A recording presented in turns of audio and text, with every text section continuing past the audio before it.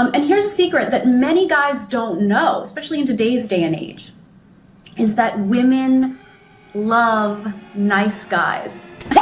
We may not understand how much we love and appreciate them until we're a little older, and we've gotten that sort of asshole phase out of our systems.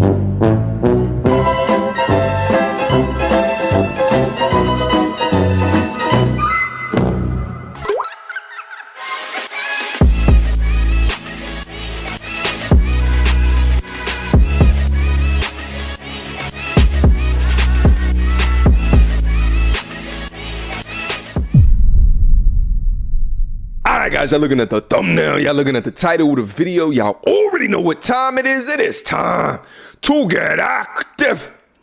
First and foremost, shout out to my Instagram at @TheRealMTR. There's a link to it down in the description box down below. Make sure you guys continue to follow me and send me fantastic clips to be able to react to. Reason I call it out, this compilation comes from there. Title of today's video: When Women Hit the Wall. Without further ado, me in the day versus me at night. I don't need to find love. I love myself. I've never wanted men to hold me, to love me, to want me, to gross. be with me. And I don't know if I'll ever find it. You will find it. Please. Woo! That's what the wall looks like. More than anything in life. What you want? Is to have a man that spiritually leads me and my household. Why? Because I'm in that position, because I have to. And I realized that I was designed to do other things. That I was designed and powerful in other ways. You know, it's so interesting to me anytime I see these clips where older women are talking about what they realized. And the damaging thing about that is that they often realize past their expiry date from when they were their most valuable from a dating marketplace perspective, because, you know, they come in with baggage at that age. They come in less bright-eyed, less bushy-tailed, older, perhaps less attractive, because they let their waistlines go or their wombs go. And what's interesting is that as they are getting older and men are gaining in relative value, at least the gentlemen that are going out and they're increasing their utility within their lives. So then the dudes that they would qualify for earlier, that they could have locked down earlier, they no longer qualify for them. So you see it happening over and over and over again. Some tour making music. Don't ask me how I did it. I just did it. It was hard. I just pulled up. My husband passed away and I started talking to a man a couple months later. Let me tell you the story. She belongs to the streets.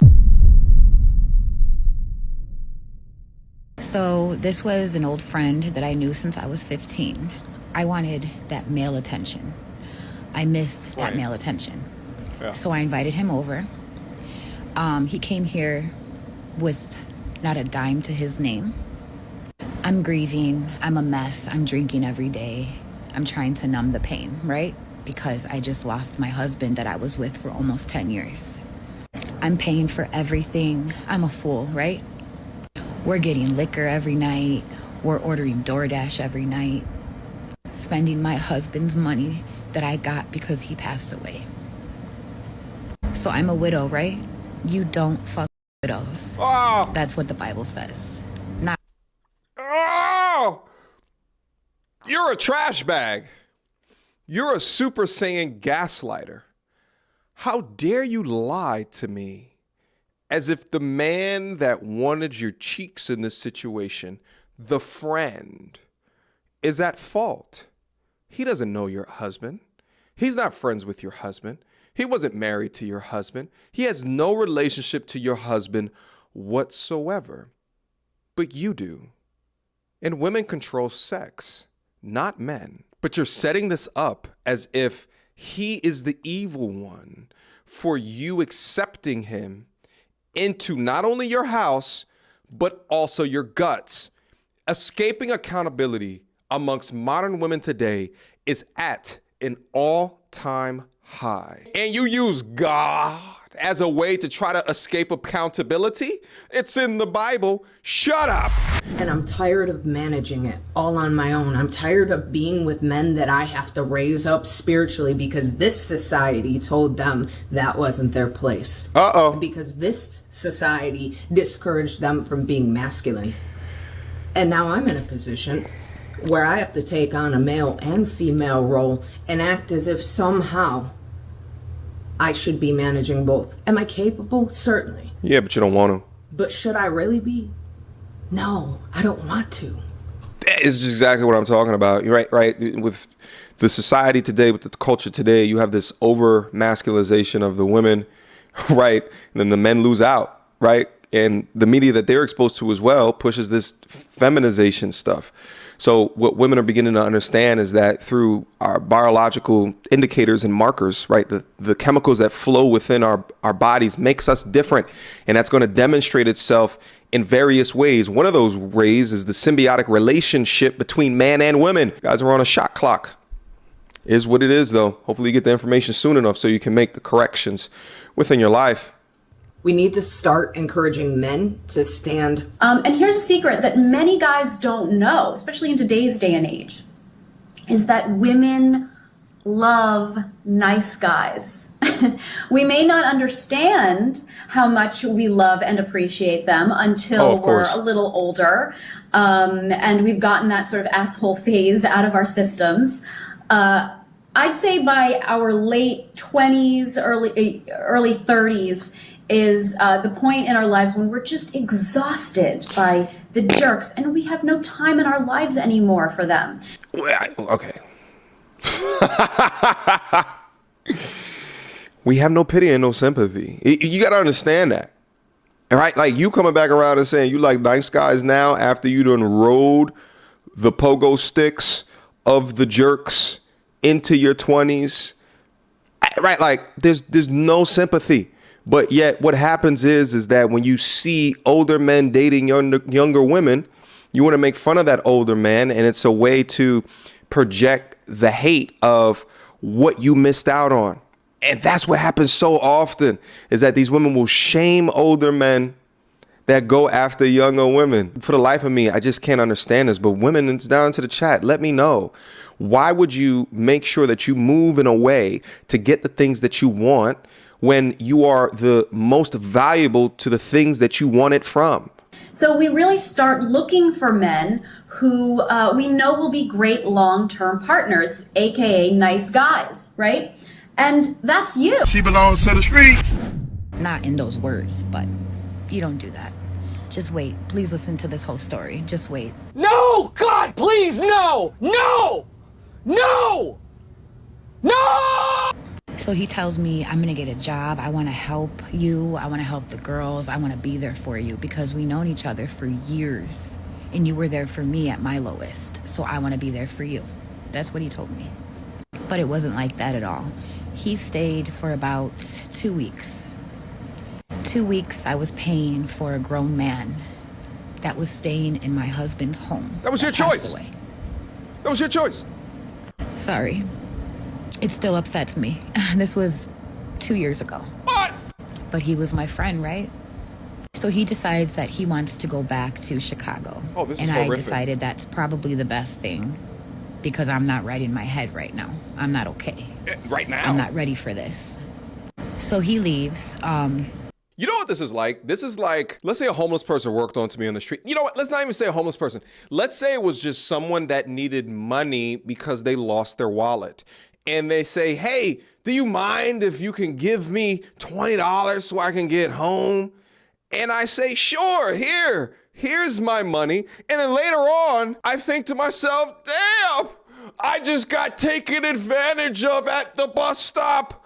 Oh, woe is me, my $20 because I made an active decision to give this person $20. You made an active decision to let a man into your house. And now you're the victim of your own decisions. What type of widow are you to grieve over your husband with deep strokes? Oh, but I was so fragile. I was grieving. No, you're a thought. Shut up. You've always been a thought. You make thought-like decisions, which in its essence, there's nothing wrong with that. We all got lives. We could choose what we want to do with our lives, but you're painting this picture as if this guy is a goddamn monster, but he's not. That's what I have a problem with. Dragging the image of men for the sake of your pathetic victimhood. Shame on you. You made the decision. You let him in. There were consequences to that. You can escape accountability in your echo chambers, but not over here. Of course, I had to pay for him to leave because he's a broke-ass motherfucker, right? Oh. But when he left, I felt so much better. Things were happening in my home, like my radio fell. My lights were flickering. I feel like that was a sign from my husband to get this guy out. He stole some things from my husband that I realized after he left. He stole a cologne that my husband would only wear on special occasions. The Johnny Depp cologne. I spent like $109 on it, and my husband said, I'm only going to wear this on special occasions.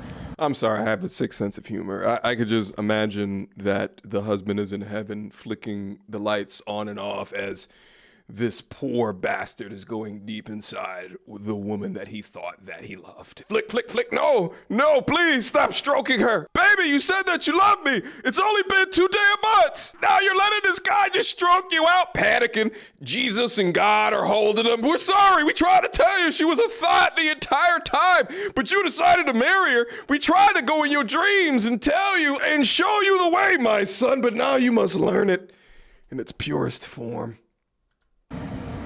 I'm not even going to say how much money I spent. It's ridiculous. But I told him, I said, karma will get you. Sorry, my daughter called me. But I said, karma will get you.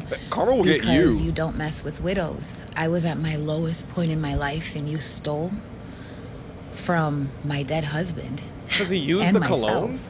So tell me why a week later he calls me.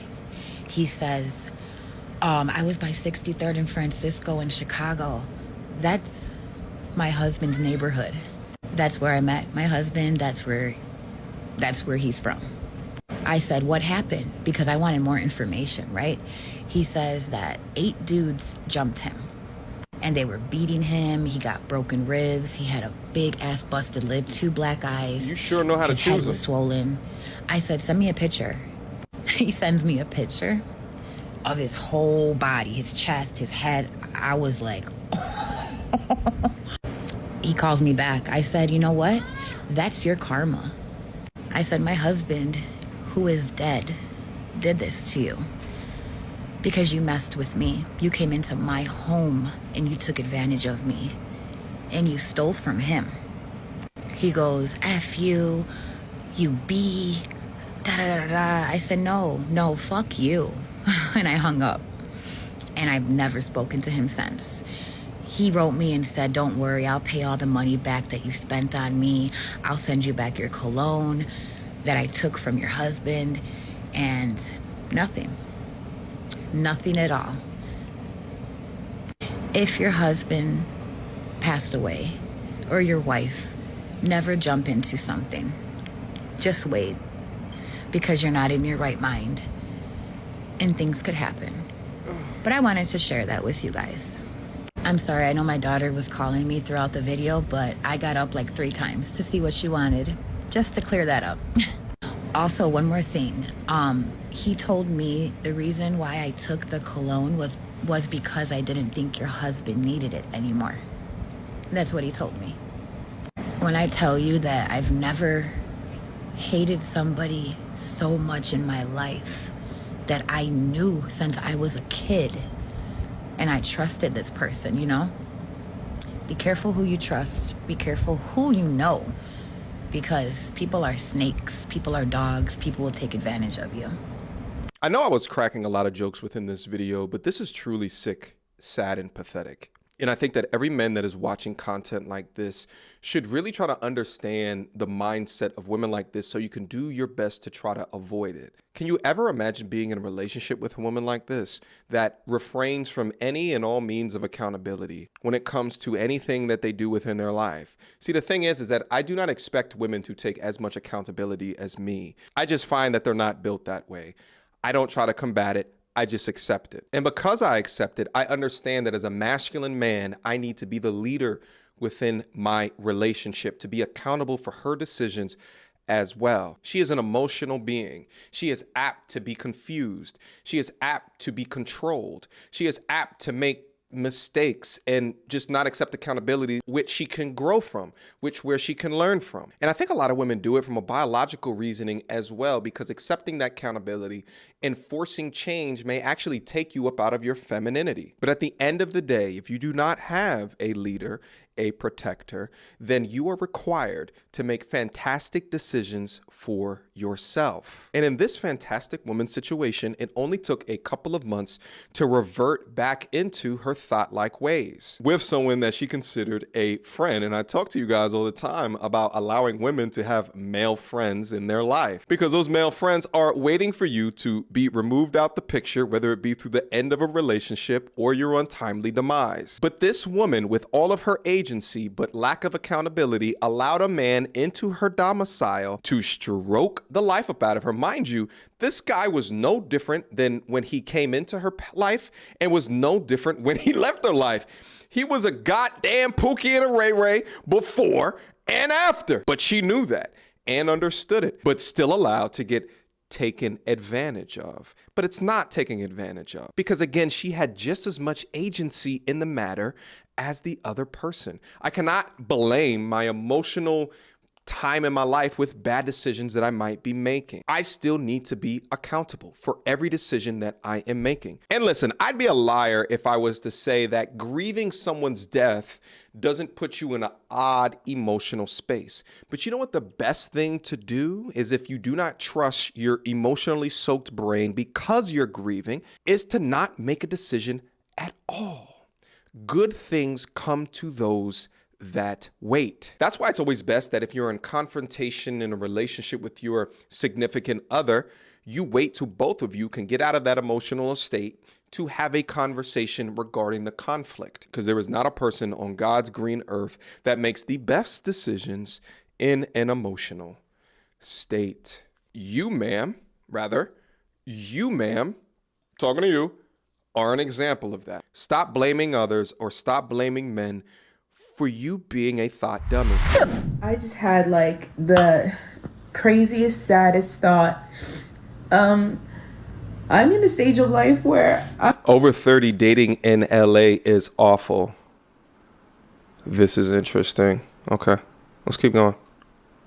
I'm watching all my friends get married and have babies and find love, and I had another talking phase yet again fall through. And my friend was like, you'll meet the one day, don't give up. Maybe not. But now I'm at a point where I hope I don't, because what happens if I meet him and he wants kids and I'm too old to not be able to give him any? So it's easier for me to say I don't want kids. Let me just comment on this real quick before this ends. Women, please stop posting you and your issues up on social media. This is what your therapist is for. Right, like this is what your therapist is for, to talk about these things in a private setting, especially if this is just your personal account, unless her business is tied to this, right, and she can somehow monetize this. I don't understand the reason why you would do something like this. Plus, me, as a man who appreciates women that are stable within their emotions, if I see some shit like this, you're getting wrote off. You're getting wrote off because here's the way that men like me think. Men who think strategically and intentionally. At any given moment, if something within our relationship goes incorrect, you're going to go ahead and have your Aisha Curry type moments where you might say completely off the wall or outlandish-ish off of the strength of your emotions. Dudes like me that are searching for pure, unadulterated peace, joy, and happiness just can't have that. Having like a weird existential crisis. I don't know why I'm posting this on TikTok, but I think I need to know I'm not alone.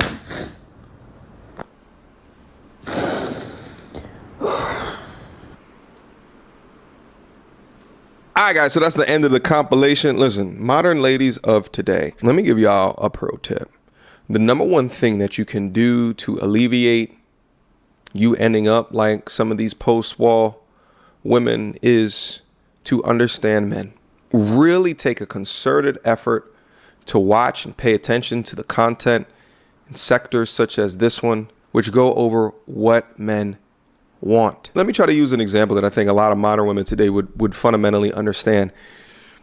Whatever your job is, let's say that the dream company, right, within your dream career, right, gives you an interview.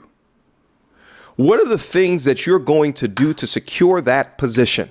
How hard are you going to work to secure that position?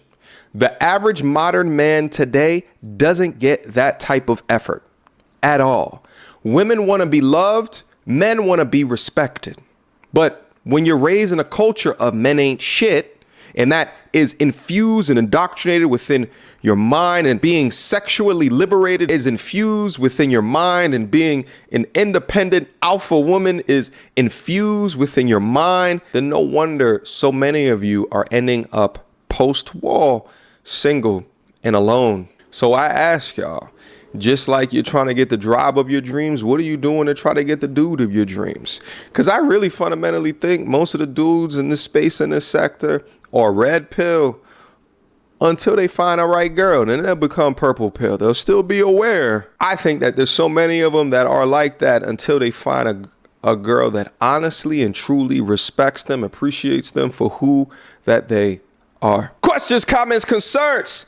Y'all already know what to do. Mediocre tutorials and reviews at gmail.com. Guys, what's up? Do you agree? Do you disagree? Comments down below. Make sure that you leave your timestamp so I know exactly what it is that you are referring to. You guys are interested in being within my inner circle, the MT Army, where we go over topics just like this, as well as financial advice, as well as conversations regarding your mental health and so much more with a network of almost 1,000 people. Click the link down below, beam up, and I'll see you soon. Until next time, YouTube. Peace.